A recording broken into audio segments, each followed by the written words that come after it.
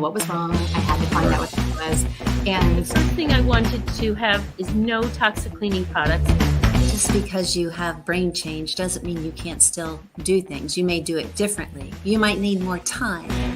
I decided to turn my disability into my ability, and around 7th and 8th grade, I started playing able-bodied sports. If we were knowledgeable, if we were educated, we would have solved science earlier. You battle and you battle for every single inch of help.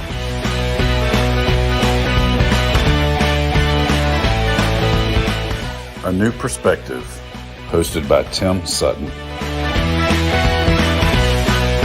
This broadcast is produced by Griffo Productions. Brought to you by A Better Understanding, giving you a better understanding. Hey everybody, this is Tim Sutton bringing you a new perspective. I want to thank everybody for joining us. This is episode 4 of the 3rd season of me trying to, introduce some amazing people that I know who are living in the, what you would say, disability community, disability population, but I prefer to refer to it as the differability. Everybody has abilities. It's just people do things differently. If you haven't joined us before, I had been a law enforcement officer here in the state of Virginia for almost 34 years. I retired about 6 months ago and started a new job, but wanted to continue on my my path of working with people in the community who have differabilities. I started my new job back in end of December.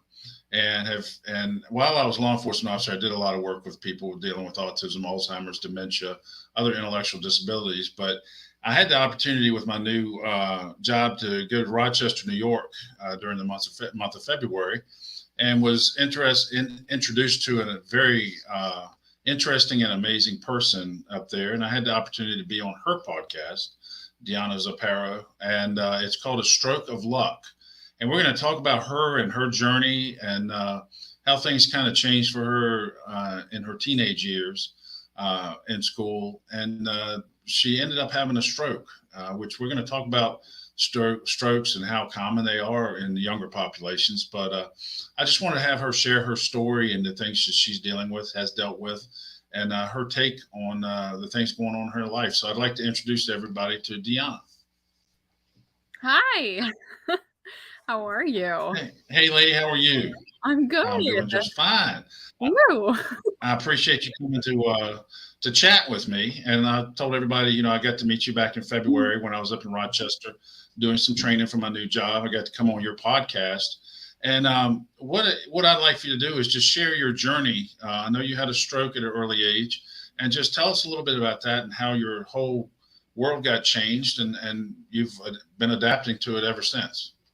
Well, I had a stroke at 14 in swimming sectionals, and I got out of the pool and I said to a couple of friends, like, I am not feeling good. And I sat in a chair. 10 seconds later, I was on the ground, and my capability to talk was gone, and my right and my left was totally numb. Well, right side. And then EMTs rushed me to the hospital, and I went to the MRI, but before that, it was I passed out in the elevators to go to the MRI machine. And later that night, the doctor told my family suffered a major stroke. Yeah. Any signs prior to that that you looking back now, or your family looking back? There were any telltale signs that this was going to happen, or was just completely out of the blue? It was a freak accident. Wow. Yep. So how long did you end up in the hospital recovering from this? Well, it was 2 weeks at the hospital, and then I went to, transferred to St. Mary's Rehab for 6 weeks. But initial stroke, I had a craniotomy as well on my head. Wow. To relieved my pressure in my head. Right. Yeah. Wow. And I think when I was there with you, you had shown me some videos.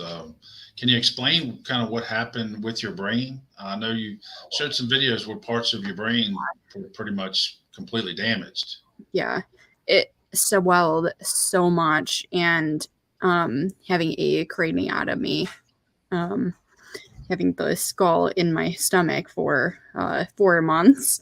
And then my head was totally sinking in as well.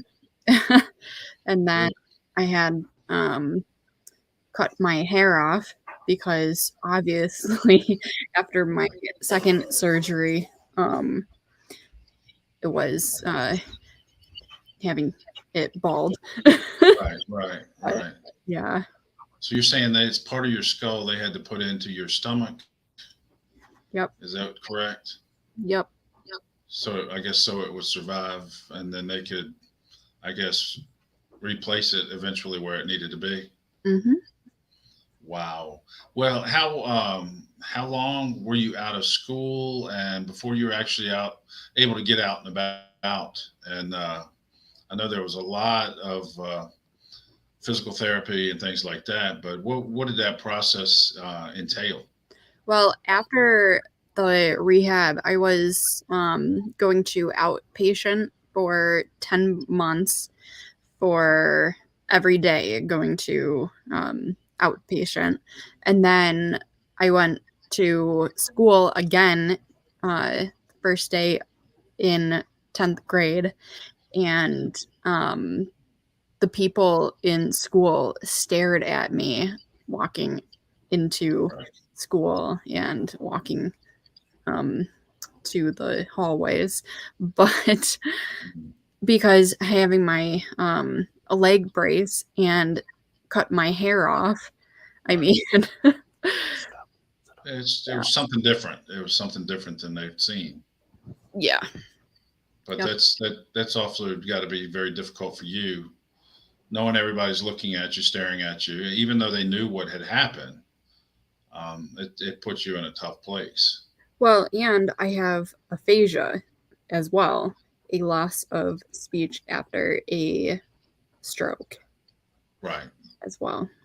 Well, you do very well because you're going out now. I mean, you go out and give speeches and talk about everything, and just like you're doing on here. But I know when I was in February, you were really practicing, trying to remember some things and words to say when you were telling your story. So how has that progressed? Has it gotten easier for you, or are you still struggling with, getting up in front of people and telling your story? I did it. I mean, it was a lot of it was stressing me out, but after I'm like, whew, having my talk done with. Right. Yeah. Is this something you want to keep on doing? I mean, I feel blessed that you came on to talk to me on this show, but are you still trying to go out and spread awareness of this? I need to. Oh yeah, you do. Oh. I agree with you. Yeah. And I am volunteering at the brain injury unit at the local hospital as well. Well, that's awesome. Well, I know you've got a great support system. I hear whispers in your ear, and I know your mom and dad, I had the opportunity to meet them, and they seem like you're surrounded by some great people. And you let your mom know I did get the book Crushed by T.D. Jakes. I've been reading it. And, it's been a blessing. I appreciate her referring that to me. But so the stroke, most people think of strokes, they think of, older people. How common is having a stroke in the younger population, such as your age, what your age was? it was around 60,000 Americans under 45 Wow. having a stroke. Yep. Goodness gracious. Mm-hmm. But you have gotten back in the pool. I've seen some videos. Yes. You and your other half show a lot of videos showing what you're able to do, capable of doing now. And Yeah. I see you are back in the pool. Yes. Not That's competitively. Impetitively. competitively. That's okay. I mean, you got to start somewhere, and you're getting back in the water. It hadn't, it wasn't something that turned you away from getting back in that pool, and you're still, Yes. Yep. That's admirable, very admirable. Yes. So tell us about, I think before the show, we were talking about your vehicle. You're able to drive now, and just tell us about how that transpired with I know your vehicle has been adapted to afford you the opportunity to be able to drive. So tell us how that works. Well, I went to Drive On in Rochester to drive with the medications in the car, and I was so young, 14 years old, having my stroke, and it was like going to the driving center, and I didn't know regular driving. Oh, okay. I already just learning how to drive modified regardless. Okay. And then in a couple of years I got my license, and then I had my car modified. And it was a suicide knob, and then switched the pedals around as well. And I have a Impala, and the windshield wipers and the turn signals are already on the left as well. Okay. Yeah. So you didn't have to, it's not like you had learned how to drive and then had to relearn it. This was, as far as your brain learning how to drive, this is pretty much how you drive. Exactly. That is pretty neat. Well, tell us, what other struggles, I mean, obviously, remembering particular words but like getting dressed in the morning and things, what are your challenges that you've had to overcome just to be able to live out your everyday life? Well, dressing, it was a challenge after my stroke, but I compensate now on my own and stuff. And I went to intense leg therapy as well. And after that, I am running again, and I am wearing heels as well. Oh, wow. That's awesome. And I know how to do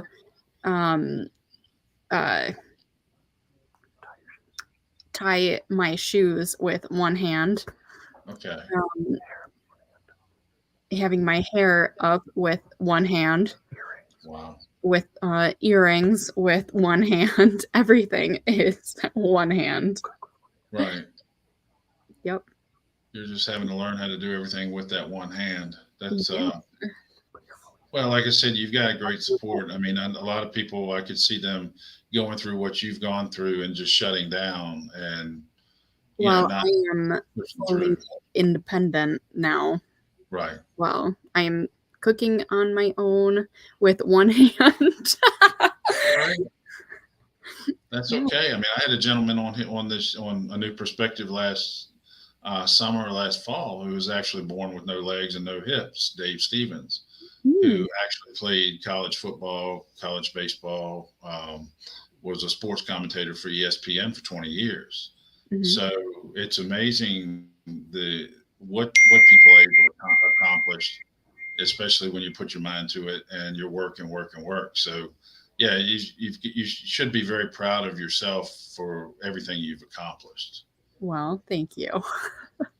Something I want to, I've got a lot of things to talk about, but something I noticed in following you on some social media that if you don't mind discussing is the bullying aspect of, you know, I was talking to somebody today actually about the bullying issue and who typically gets bullied. And it's the ones that are different, the people who are different, may appear weaker or they just had, they're just different. Explain, I know you've dealt with it, but explain some of how that has happened. And hopefully it's been a motivation for you hearing some of the things people may say to really push you to do more. So if you don't mind, share some about the issue of bullying. Well, after my stroke, I was like bullied in school behind my back for a couple of years with, well, with my speech too. I had no speech, and walking into school with cut hair, with my brace and no speech, I mean, it was weird.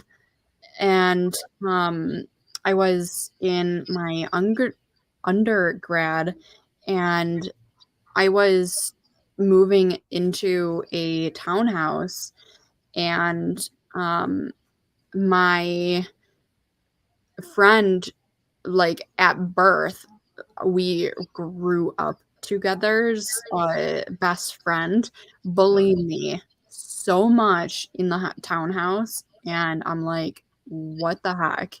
And well, my fiance called the police and stuff, but it was a lot, and I'm like, what the heck?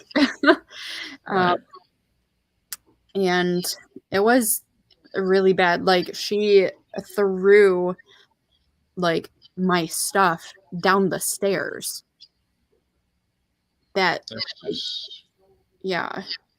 It's one thing for somebody that doesn't even know you. It's not right no matter what.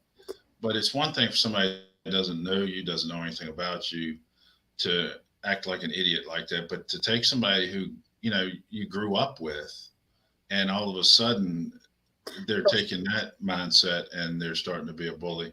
I mean, that's just hurtful. It's hurtful to begin with, but when you've known that person so long. That was like my grew up friend's best friend. That's a shame.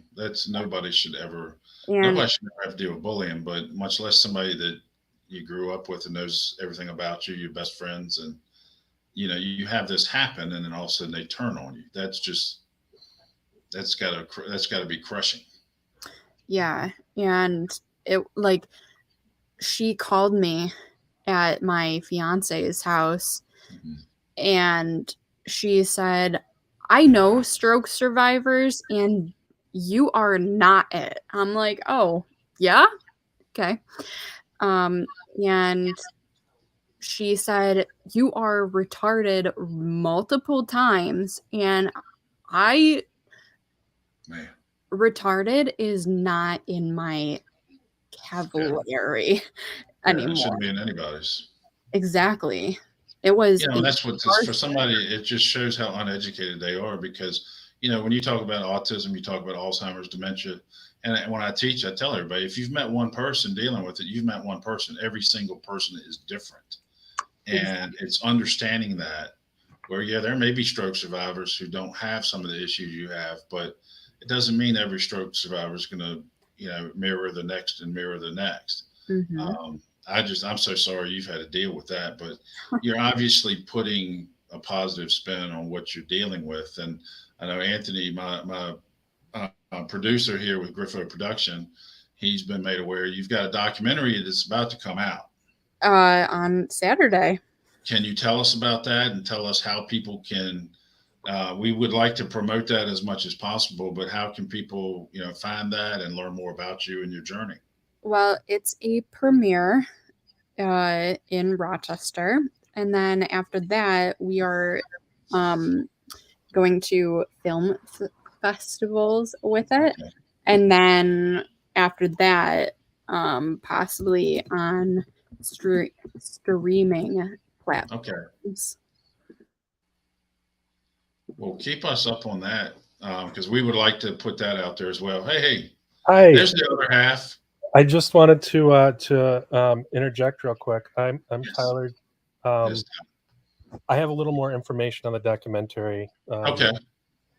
So we actually just got fiscal sponsorship for it through the International Documentary Association. Awesome. So the best way to reach out, and if anybody wants to support us, is to reach out through Dionna's website, and we can direct you to the IDA, who is a non-for-profit. So any donations to them for us are officially tax write-off. So, and what's the website? I know Anthony wants to share that. Yep, DionnaZupparo.com, and you can reach out to us through there. The documentary itself doesn't actually have a website currently, but that's in the works. Awesome. Well, I would encourage anybody to start following you on TikTok. I know you're documenting a lot of your progress and everything. Like I said, with Tyler and your mom and dad, you've got great support there. And thinking about it, a lot of people don't have the support that you have, and you're blessed to be able to have that. And I'm sure that's a motivating factor to help keep you pushing on every single day.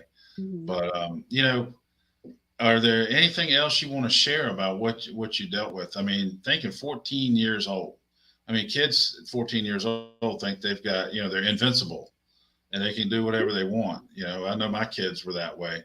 But is there anything in particular you or Tyler want to share that other people need to hear about what you've gone through and what y'all have gone through?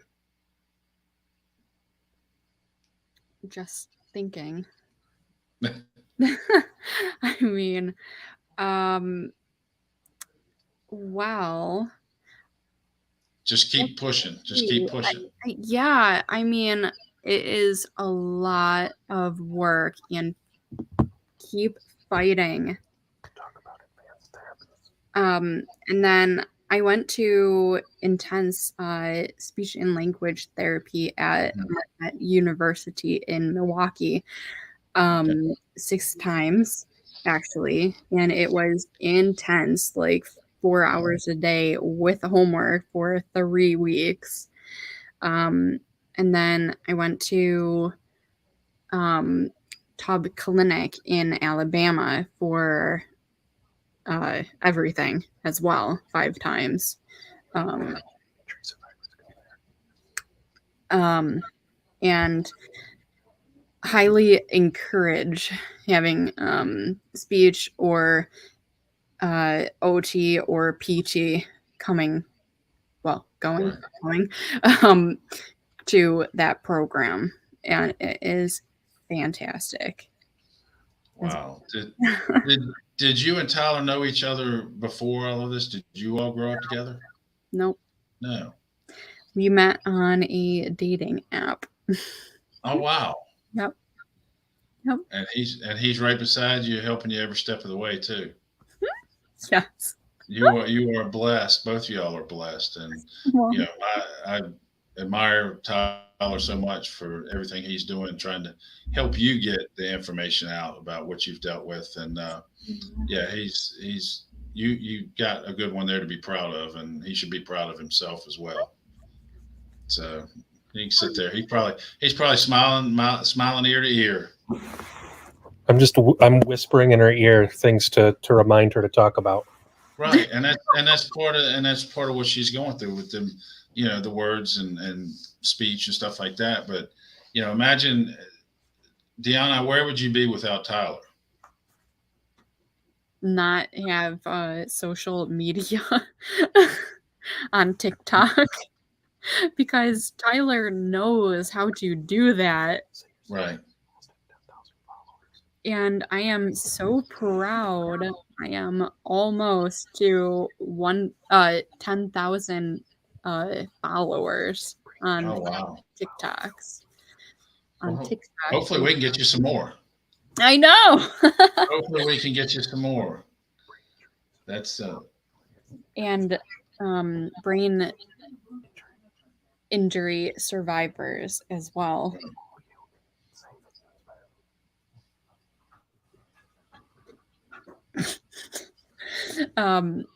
Survivors follow me up. right. If there's one person out there watching who has dealt with a stroke, whether it's at an early age or a later age, what would you or Tyler, what would your message be to them? Just not give up. Every day, all the time, you need to fight. Are there times when you have felt like I just can't do it anymore? Yeah. Yep. What besides Tyler, what keeps you going? Honestly, after my stroke, I was so positive, not Really? negative, because life is so short, and keep going. Keep going. On Deanna's bad days, she has a bad day every once in a while.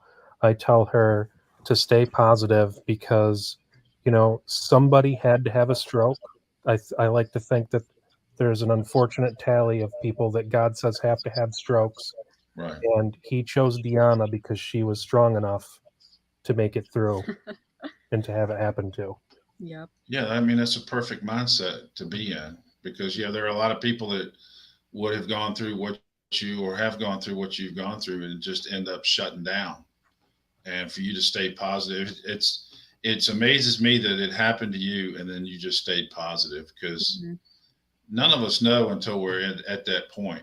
But I dare say a lot of people just shut down and become bitter and angry and, don't have any aspirations to push like you have. But you're constant. It's like daily you're pushing. Now, as far as your education, where has your education gone? Well, I am in my master's in disability studies right now. Yeah. So you're the subject matter expert. Exactly. Exactly. And I had my undergrad in public health. Okay. Yep. Yeah. Wow. That's so you have the film festival coming up for your documentary. What else is out there that people can be looking for other than TikTok? I know you're doing TikTok. Tyler's on Facebook, putting information. He's talking a lot about the cats too. But yep. What's next? What's next? Well, having a YouTube shortly, I guess. And I need to have my master's just in my I am graduating in fall of 2024, and after that having a job.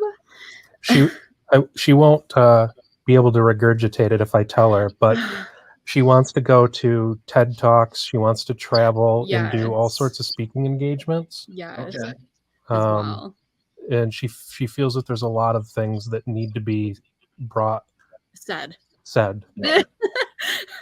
Right. She's got the things that need to be said, and Tyler, you've got the ways to get them out there. Exactly. She also, being quite humble, forgot to mention she was asked to speak to an emergency medical school class recently, and she's spoken at a couple of different colleges. Didn't you speak at Marquette and at Clarkson? Marquette, and then this was years ago. Yeah. Utica College. Before the virus, like a week before the virus. Yeah, I guess that threw a wrench in a lot of it. But well, Deanna and Tyler, hey, I just want to thank y'all for coming on, and hopefully we can get you back. I was telling you earlier, we do 30-minute shows to get the information out, and hopefully afford us opportunities to bring you back and catch us up on other things you're doing. So again, if people want to contact you, reach out, find out more about you, where's the best place for them to go? Yeah. DionnaZupparo.com. Okay. And be looking for the documentary and all those other good things. And TikTok. And TikTok. Oh, exactly. And Instagram as well. And Instagram. Yeah. Get on there and follow Dionna. Keep up with her journey. It'll be an inspiration for anybody and everybody. So thank you so much for coming on. Thank you, Tyler, for being there. And I look forward to chatting with you guys again. You too. All right, guys. Y'all take care. You too. Bye. All right. Bye-bye. Everybody, the way this show goes, it just brings on people with different abilities, different abilities, and show what they've been through, what they're doing. And people with different abilities matter. They don't need to be bullied. But you listen to Dionna and the friends she grew up with turned on her. But just remember, everybody has a purpose, and it's an interesting take that they've got, that maybe God chose her so that she could go through this and help other people. So, I appreciate everybody watching. I hope you get something out of there. Go follow Dionna Zupparo on all your social media stuff. Keep up with her, send her some encouraging messages, and we will definitely have she and Tyler on again. So I want to thank everybody for watching, and Dad, I love you. Take care.